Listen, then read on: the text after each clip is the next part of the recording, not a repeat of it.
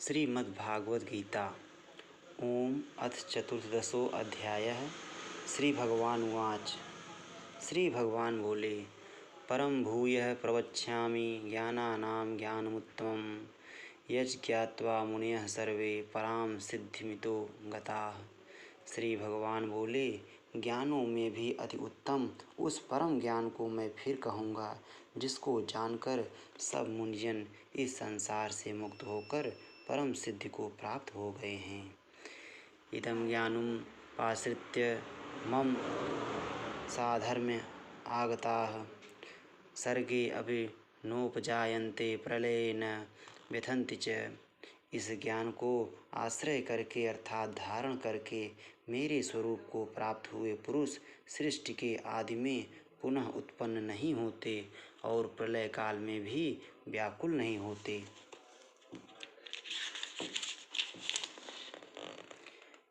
मम योनिर्महद्ब्रह्म तस्मिन् गर्भं दधाम्यहं संभवः सर्वभूतानां ततो भवति भारत। हे अर्जुन, मेरी महत ब्रह्म रूप मूल प्रकृति संपूर्ण भूतों की योनि है, अर्थात गर्भाधान का स्थान है, और मैं उस योनि में चेतन समुदाय रूप गर्भ को स्थापन करता हूँ। उस जड़ चेतन के संयोग से सब भूतों की उत्पत्ति होती है। सर्वयोनिषु कौन्तेय मूर्तयः सम्भवन्त्याः तासां ब्रह्म महदो निरहं बीजप्रदः पिता।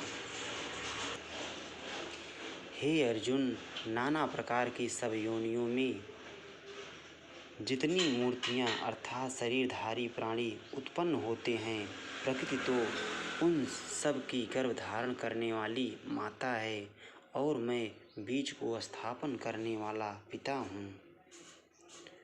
सत्वं रजस्तम इति गुणाः प्रकृति संभवाः निबध्नन्ति महाबाहो देहे देहिन अव्ययम्। हे अर्जुन, सत्वगुण, रजोगुण और तमोगुण ये प्रकृति से उत्पन्न तीनों गुण अविनाशी जीवात्मा को शरीर में बांधते हैं। तत्र सत्वं निर्मलत्वात् प्रकाश कमनामयम् सुखसंख्येन बध्नाति ज्ञान संगेन चानघ। हे निष्पाप, उन तीनों गुणों में सत्वगुण तो निर्मल होने के कारण प्रकाश करने वाला और विकार रहित है। वह सुख के संबंध से और ज्ञान के संबंध से अर्थात उसके अभिमान से बांधता है।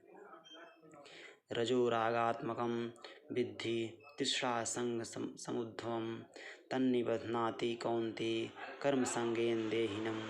हे अर्जुन, राग रूप रजोगुण को कामना और आसक्ति से उत्पन्न जान। वह इस जीवात्मा को कर्मों के और उनके फल के संबंध से बांधता है।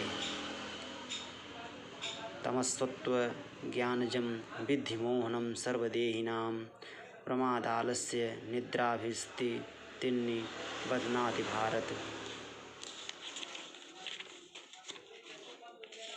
हे अर्जुन, सब देहाभिमानियों को मोहित करने वाले तमोगुण को तो अज्ञान से उत्पन्न जान।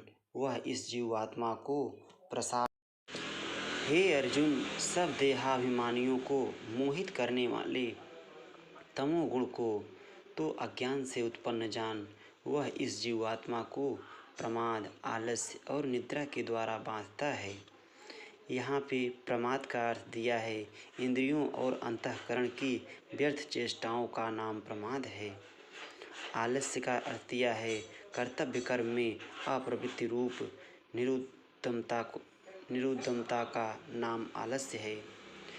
सत्वं सुखे संजयति रजः कर्मणि भारत ज्ञानमावृत्य तु तमः प्रमादे संजयत्युत।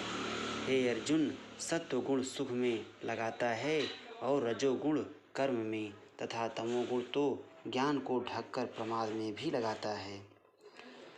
रजस्तम अस्चाभिभूय सत्वं भवति भारत रजः सत्वं तमश्चैव तमः सत्वं रजस्तथा।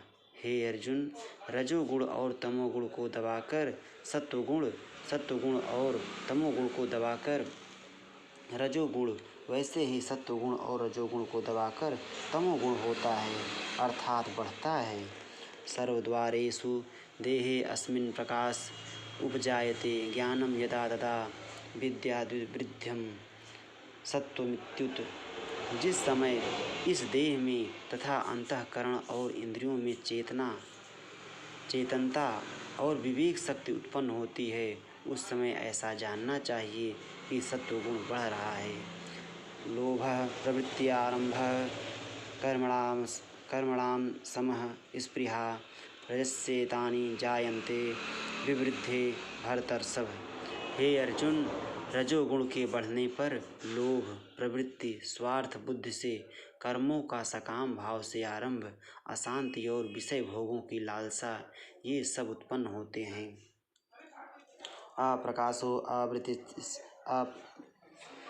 अप्रकाशो अप्रवृत्तिश्च प्रमादो मोह एव च तमस्येतानि जायन्ते विवृद्धे कुरु नंदन। हे अर्जुन, तमोगुण के बढ़ने पर अंतःकरण और इंद्रियों में अप्रकाश, कर्तव्य कर्मों में अप्रवृत्ति और प्रमाद अर्थात व्यर्थ चेष्टा और निद्रा आदि अंतःकरण की मोहिनी वृत्तियाँ, ये सभी उत्पन्न होते हैं। यदा सत्त्वे प्रवृद्धे तु प्रलयं याति देहभृत् ततोत्मविदां लोकान् मलान् प्रतिपद्यते।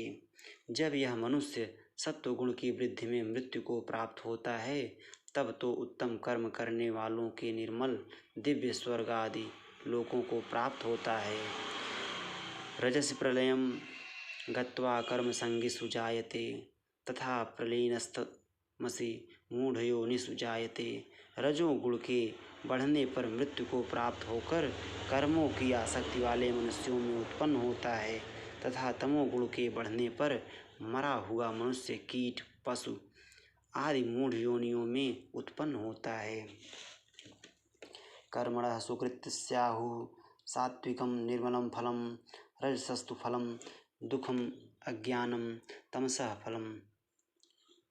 श्रेष्ठ कर्म का तो सात्विक अर्थात सुख, ज्ञान और वैराग्य आदि निर्मल फल रहा है। राजस कर्म का फल दुख एवं तामस कर्म का फल अज्ञान कहा है। सत्त्वास्त संजायते ज्ञानम रजसो लोभ एव च प्रमाद मोहो तमसो भवतो अज्ञानमेव च। सत्वगुण से ज्ञान उत्पन्न होता है और रजोगुण से निस्संदेह लोभ तथा तमोगुण से प्रमाद और मोह उत्पन्न होते हैं और अज्ञान भी होता है। ऊर्ध्वं गच्छन्ति सत्त्वस्था मध्ये तिष्ठन्ति राजसाः जघन्यगुणवृत्तिस्था अधो गच्छन्ति तामसाः। सत्वगुण में स्थित पुरुष स्वर्ग आदि उच्च लोकों को जाते हैं। रजोगुण में स्थित राजस पुरुष मध्य में अर्थात मनुष्य लोक में ही रहते हैं और तमोगुण के कार्य रूप निद्रा, प्रमाद और आलस्य आदि में स्थित तामस पुरुष अधोगति को अर्थात कीट, पशु आदि नीच योनियों को तथा नरक को प्राप्त होते हैं। नान्यं गुणेभ्यः कर्तारं यदा दृष्टानुपश्यति गुणेभ्यश्च वरं वेत्ति मद्भावं सो अधिगच्छति। जिस समय दृष्टा तीनों गुणों के अतिरिक्त अन्य किसी को कर्ता नहीं देखता और तीनों गुणों से अत्यंत परे सच्चिदानंद घन स्वरूप मुझ परमात्मा को तत्व से जानता है, उस समय वह मेरे स्वरूप को प्राप्त होता है। गुणानेता नतीत्य त्रिंदेही देह समुद्भवान जन्म मृत्यु जरा दुखैर विमुक्तो अमृतमश्नुते। यह पुरुष शरीर की उत्पत्ति कारण रूप इन तीनों गुणों का उल्लंघन करके जन्म, मृत्यु, वृद्धावस्था और सब प्रकार के दुखों से मुक्त हुआ परमानंद को प्राप्त होता है। यहाँ पे शरीर की से अर्थ यह है बुद्धि, अहंकार और मन तथा 5 ज्ञानेंद्रियाँ, 5 कर्मेंद्रियाँ, 5 भूत, 5 इंद्रियों के विषय। इस प्रकार इन 23 तत्वों का पिंड रूप यह स्थूल शरीर प्रकृति से उत्पन्न होने वाले गुणों का ही कार्य है, इसलिए इन तीनों गुणों को इसी की उत्पत्ति का कारण कहा है। कैर्लिङ्गैः स्त्रीन् गुणानेता नतीतो भवति प्रभो किमाचारः कथं चैतान् स्त्रीन् गुणान् अतिवर्तते। अर्जुन बोले, इन तीनों गुणों से अतीत पुरुष किन किन लक्षणों से युक्त होता है और किस प्रकार के आचरणों वाला होता है, तथा हे प्रभु, मनुष्य किस उपाय से इन तीनों गुणों से अतीत होता है। श्री भगवान उवाच। श्री भगवान बोले, प्रकाशम च प्रवृत्तिम च मोहमेव च पांडव न द्वेष्टि संप्रवृत्तानि न निवृत्तानि कांक्षति। श्री भगवान बोले, हे अर्जुन, जो पुरुष सत्वगुण के कार्य रूप प्रकाश को और रजोगुण के कार्य रूप प्रवृत्ति को तथा तमोगुण के कार्य रूप मोह को भी न तो प्रवृत्त होने पर उनसे द्वेष करता है और न निवृत्त होने पर उनकी आकांक्षा करता है। यहाँ पे प्रकाश को का अर्थ दिया है अंतःकरण और इंद्रियां आदि को में आलस्य का भाव होकर जो एक प्रकार की चेतनता होती है उसका नाम प्रकाश है। और मोह का अर्थ दिया गया है यहाँ पे निद्रा और आलस्य आदि की बहुलता से अंतःकरण और इंद्रियों में चेतन शक्तियों के लय होने को यहाँ मोह नाम से समझना चाहिए। और एक दिया है, जो पुरुष एक सच्चिदानंद घन परमात्मा में ही नित्य एक ही भाव से स्थित हुआ इस त्रिगुणमयी माया के प्रपंच रूप संसार से सर्वथा अतीत हो गया है, उस गुणातीत पुरुष के अभिमान रहित अंतःकरण में तीनों गुणों के कार्य रूप प्रकाश, प्रवृत्ति और मोह आदि वृत्तियों के प्रकट होने और न होने पर किसी काल में भी इच्छा, द्वेष आदि विकार नहीं होते हैं। यही उसके गुणों से अतीत होने के प्रधान लक्षण हैं।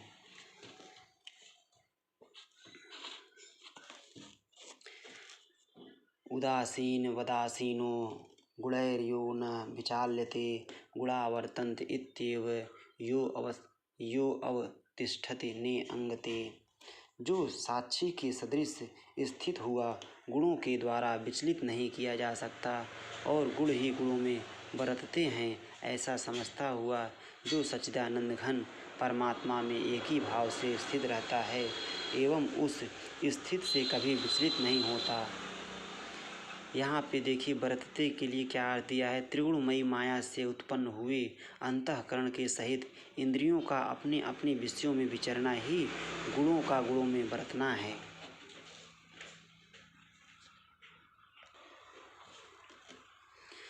सम दुख सुख स्वस्थ समलोष्टा अस्मन् काश्चन तुल्य प्रिया प्रियो धीरस्तुल्य निंदात्म संस्तुति।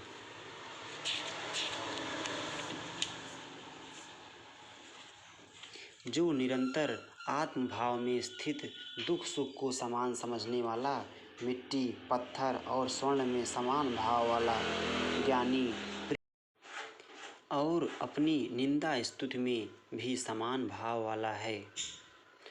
मानापमानयोस्तुल्य अस्तुल्यो मित्रारिपक्षयोः सर्वारंभ परित्यागी गुणातीतः स उच्यते। जो मान और अपमान में सम है, मित्र और बैरी के पक्ष में भी सम है एवं संपूर्ण आरंभों में कर्तापन के अभिमान से रहित है, वह पुरुष गुणातीत कहा जाता है। माम च यो अभ्यविचारेण भक्ति योगेन सेवते स गुणान् समतीत्येतान् ब्रह्म भूयाय कल्पते। और जो पुरुष अव्यभिचारी भक्ति योग के द्वारा मुझको निरंतर भजता है, वह भी इन तीनों गुणों को भली भांति लांघकर सच्चिदानंद घन ब्रह्म को प्राप्त होने के लिए योग्य बन जाता है। ब्राह्मणो हि प्रतिष्ठाहम् अमृतस्य अव्ययस्य च शाश्वतस्य च धर्मस्य सुखस्य कांतिकस्य च। क्योंकि उस अविनाशी पर ब्रह्म का और अमृत का तथा नित्य धर्म का और अखंड एक रस आनंद का आश्रय मैं हूँ। ओम तत्सदित श्रीमद्भगवद्गीतासु उपनिषत्सु ब्रह्म विद्यायां योग शास्त्रे श्री कृष्ण अर्जुन संवादे गुणत्रय विभाग योगो नाम 14वां अध्याय है। यहाँ पे भक्ति योग का अर्थ दिया गया है। केवल एक सर्वशक्तिमान परमेश्वर वासुदेव भगवान को ही अपना स्वामी मानता हुआ स्वार्थ और अभिमान को त्याग कर श्रद्धा और भाव के सहित परम प्रेम से निरंतर चिंतन करने को अव्यभिचारी भक्ति योग कहते हैं। श्री राधा वल्लभ।